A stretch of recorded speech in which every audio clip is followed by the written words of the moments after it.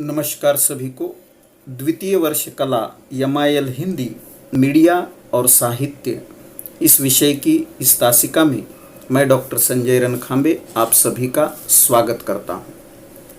पिछले कई तासिकाओं से हम गीतों पर चर्चा कर रहे हैं, गीतों का अध्ययन कर रहे हैं। आज ओम प्रकाश सिंह जी द्वारा लिखित रूप तुम्हारा यह गीत लेकर मैं उपस्थित हुआ हूं। इस गीत को भी हम दो खंडों में देखेंगे। सबसे पहले इस गीत का वाचन होगा और उसके बाद इस गीत के अर्थ को, इस गीत की व्याख्या को हम समझने का प्रयास करेंगे। तो चलिए सबसे पहले देखते हैं ओम प्रकाश सिंह जी द्वारा लिखित गीत रूप तुम्हारा। रूप तुम्हारा मेरे मन के पर्दे पर उतरा। रूप तुम्हारा मेरे मन के पर्दे पर उतरा, जैसे चांद उठा बादल को। जैसे चांद उठा बादल को देता उजियाली, वैसे रूपबद्ध आंखों ने खोली मधु प्याली उन्मन। स्मृतियां बौराई हंसी और बिखरा। पीड़ा की नदियों में शब्दों के जो सेतु बने, उन पर पांव चले भावुक हो। पीड़ा की नदियों में शब्दों के जो सेतु बने, उन पर पांव चले भावुक हो। जो थे स्नेह सने धुआं धुआं हो रही जिंदगी, अर्थ बड़ा गहराना। चंदनवन में अब बबूल के कांटे बहुत मिले। चंदनवन में अब बबूल के कांटे बहुत मिले। गंधहीन बह रही हवाएं, फूल अजीब खिले। टूटे बादल गिरी झोपड़ी, सब सूधी बुद्धि बिसरा। रूप तुम्हारा मेरे मन के पर्दे पर उतरा। तो ये ओम प्रकाश सिंह जी द्वारा लिखित गीत था रूप तुम्हारा। अब हम इस गीत के अर्थ को समझने का प्रयास करते हैं।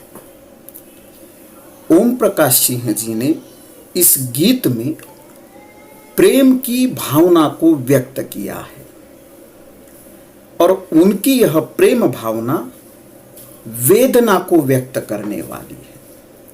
कहीं न कहीं उनकी प्रिया उनसे बिछड़ गई हैं और उस दुख को ओम प्रकाश सिंह जी ने इस गीत के माध्यम से प्रस्तुत किया है। अभी भी उनकी प्रिया का वह रूप उनकी आंखों में, उनके मन में जो है बसा हुआ है और इसी कारण वह पुरानी स्मृतियां फिर से जो है ताज़ा हो उठती हैं, बौरा जाती हैं और फिर उनके जीवन में जो है फिर से एक बार एक उन्मनता, एक उदासीनता, एक उद्विग्नता जो है फैलती है। इसे ही गीतकार ओम प्रकाश सिंह जी ने व्यक्त किया है। इसी कारण चंदनवन जो सबको एक तरह से प्रसन्नता देता है, सबको एक तरह से खुशी देता है, वहाँ भी गीतकार को बबूल के कांटे मिलते हैं। जो चमन, जो बगीचा सबको गंध से भर देता है, एक सुवासिक हवा चहुओर चलती है, वहाँ भी गीतकार को ऐसे फूल खिले हुए दिखाई देते हैं जो गंधहीन है। तो कवि या गीतकार की एक उदासीनता से भरी हुई जो मानसिकता है, एक उद्विग्नता से भरा हुआ जो मन है, उसी मन को इस गीत के माध्यम से ओम प्रकाश सिंह जी ने व्यक्त किया है। सबसे पहले हम गीत का पहला छंद जो है देखते हैं। तुम्हारा मेरे मन के पर्दे पर उतरा। गीतकार लिखते हैं कि उनकी प्रिया का, तुम्हारा मतलब यहाँ प्रिया इस अर्थ में लेना है, रूप तुम्हारा मेरे मन के पर्दे पर उतरा। और कवि या गीतकार की प्रिया का रूप उनके मन के जो है पर्दे पर उतरा हुआ है, मन के पर्दे पर छपा हुआ है। उनकी एक अमिट छाप जो है उनके मन पर अभी भी कायम है। ये उसका रूप किस तरह से उनके मन पर जो है उतरा हुआ है, उसे उन्होंने एक उपमा के जरिए प्रस्तुत किया है। जैसे, अब ये जैसे मतलब उपमा दी गई है, जैसे चांद उठा बादल को देता उजियाली। और जिस तरह से उठा हुआ चांद, एक तरह से खिला हुआ चांद बादल को उजियाली दे देता है, उजियाली से भर देता है, उस तरह से गीतकार की प्रिया का रूप उनके मन के पर्दे पर उतरा हुआ है और उनके मन को उजियाली से, प्रसन्नता से जो है भर दे रहा है।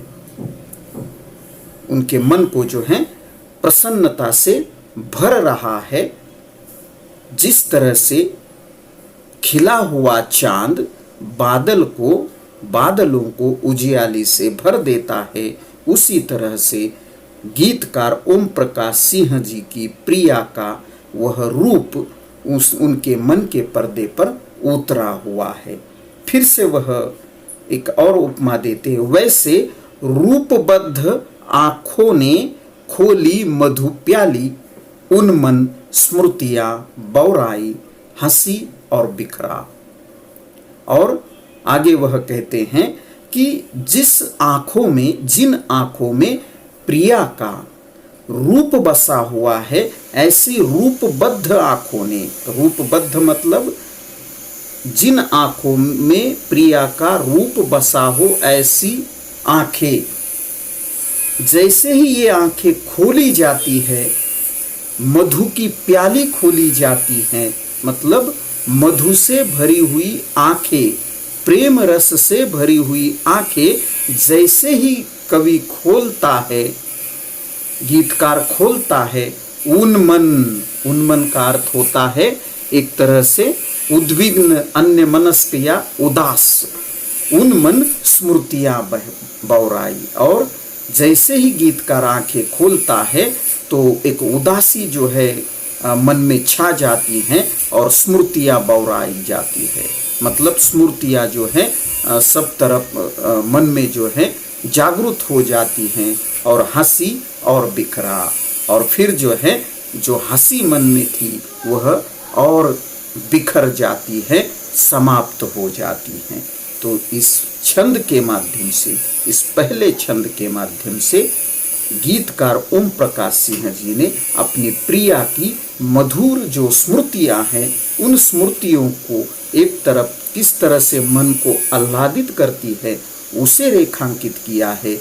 और जैसे ही स्मृतियों से गीतकार बाहर आता है तो जीवन की जो वास्तविकता है, जो उदासी है, उसका परिचय उस उदासी से जो है हो जाता है। इन दोनों भावनाओं को, मतलब एक प्रसन्नता की भावना और एक दुख की, वेदना की, उदासी की भावना को ओम प्रकाश सिंह जी ने इस पहले छंद में प्रस्तुत किया है।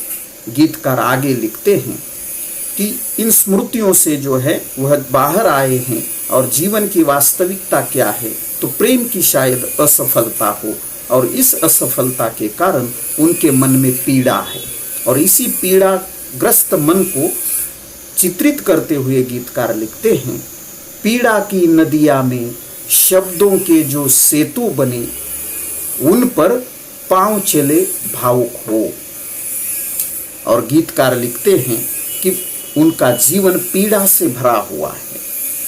पीड़ा की इस नदी में शब्दों के सेतु बने हैं। सेतु का अर्थ होता है पुल।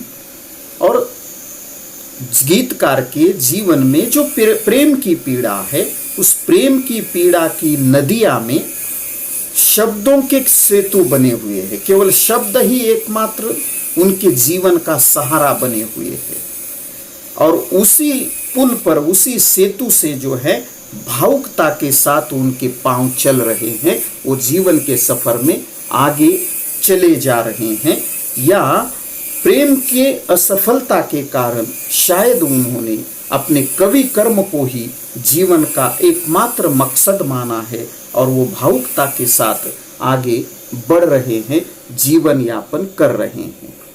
जो थे स्नेह सने, और पांव कैसे थे, तो प्रेम से जो है सने हुए थे, प्रेम से जो है आच्छादित वो उनके पांव थे, जो भावुकता से भरे हुए थे। फिर से पंक्तियां देखिए, पीड़ा की नदिया में शब्दों के जो सेतु बने, उन पर पांव चले भावुक हो, जो थे स्नेह सने। और उनके जो पैर थे, उनके जो पांव थे, वह स्नेह से आच्छादित थे, प्रेम से भरे हुए थे। इसका अर्थ यह है कि उनके मन में प्रेम की भावना थी और इसी प्रेम की भावना के साथ, भावुकता के साथ वह शब्दों के पुल से जो है जीवन के सफर में आगे बढ़ते हैं। मन में, हृदय में पीड़ा है, लेकिन शब्दों के माध्यम से, मतलब गीत लिखते हुए, साहित्य लेखन करते हुए, वह अपने वेदना को भूलते हुए, पीड़ा को भूलते हुए आगे बढ़ रहे हैं। धुआं धुआं हो रही जिंदगी, अर्थ बड़ा गहराना। और आगे वह कहते हैं कि उनकी जिंदगी किस तरह से हुई है, धुआं धुआं हो रही है। अब ये धुआं धुआं होना मतलब एक तरह से जीवन में सुसूत्रता का अभाव है, संघर्ष है, यातनाएं हैं, पीड़ाएं हैं। धुआं धुआं मतलब कुछ भी साफ साफ दिखाई न देना। तो यहाँ एक प्रतीक के रूप में है कि जीवन में उदासीनता है, जीवन में दुख है, अंधकार है, और इसी अंधकार से भरी हुई जिंदगी में अर्थ बड़ा गहरना। और अर्थ किस तरह का है, जिंदगी का अर्थ कैसे है, तो संघर्ष ही गहरना मतलब लड़ना, कुढ़ना, देर लगना, इस तरह से गहरना का अर्थ होता है। तो जीवन में जो है निरंतर संघर्ष रहना, अंधकार से जूझना, यही उनकी जिंदगी बन गई है। अंतिम छंद में वह लिखते हैं, चंदन वन में अब बबूल के कांटे बहुत मिले, गंधहीन बह रही हवाएं फूल अजीब खिले। और जो चंदन का वन है, जिसमें प्रवेश करते ही सबको प्रसन्नता जो है मिलती है, सबको अच्छा लगता है, एक ठंडक पहुंचती है, जहां मन प्रसन्न हो जाता है, ऐसे चंदन वन में भी गीतकार को बबूल के कांटे मिलते हैं। बबूल के कांटे दुख को व्यक्त करते हैं, दुख के प्रतीक मतलब कांटे हैं, और चंदन वन मतलब सुख का प्रतीक है, प्रसन्नता का प्रतीक है। तो यहाँ पर गीतकार को अपने सुख से भरे हुए जीवन में भी प्रेम की पीड़ा के कारण जो है दुख सहन करना पड़ रहा है। इसे और दूसरे प्रतीकों के जरिए उन्होंने व्यक्त किया है। गंधहीन बह रही हवाएं फूल अजीब खिले, और फूलों के खिलने से सबका मन प्रसन्न होता है, एक सुवासिक वातावरण बन जाता है।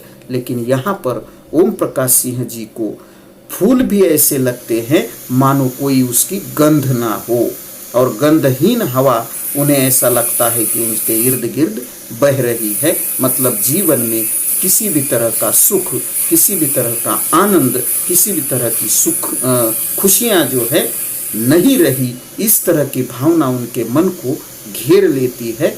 अर्थात प्रेम की पीड़ा के कारण गीतकार ओम प्रकाश सिंह जी का मन उदासीनता से भरा हुआ है। अंतिम पंक्ति में वह कहते हैं, टूटे बादल गिरी झोपड़ी सब सूधी बूधी बिसरा। और अंतिमतः वह कहते हैं कि प्रेम की पीड़ा के कारण टूटे बादल, बादलों के टूट जाने से, बादलों के गिर जाने से उनकी गिरी झोपड़ी, और उनकी जो झोपड़ी है, उनका जो एक आशियाना है, वह आशियाना भी टूट गया है। इसका अर्थ इस आघात के कारण, इस प्रेम के आघात के कारण जो है उनका जो मन में एक अपने घर का, एक मकान का जो एक भावना थी, वह भावना भी टूट गई है। सब सुधि बुद्धि बिसरा, और उनकी जो सुधि, उनकी जो सोच थी, जो समझ थी, वह भी लगभग समाप्त हो गई है, बिसर गई है, भूल गए हैं।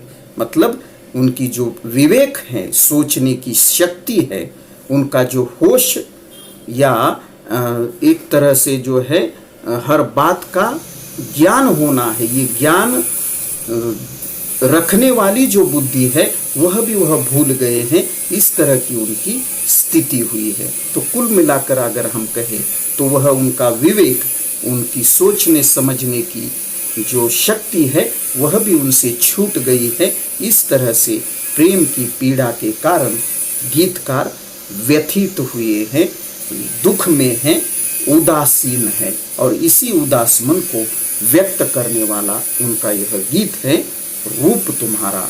तो इस गीत के संदर्भ में इतना ही। फिर से हम एक नए गीत के साथ उपस्थित होते हैं। तब तक के लिए बहुत बहुत धन्यवाद।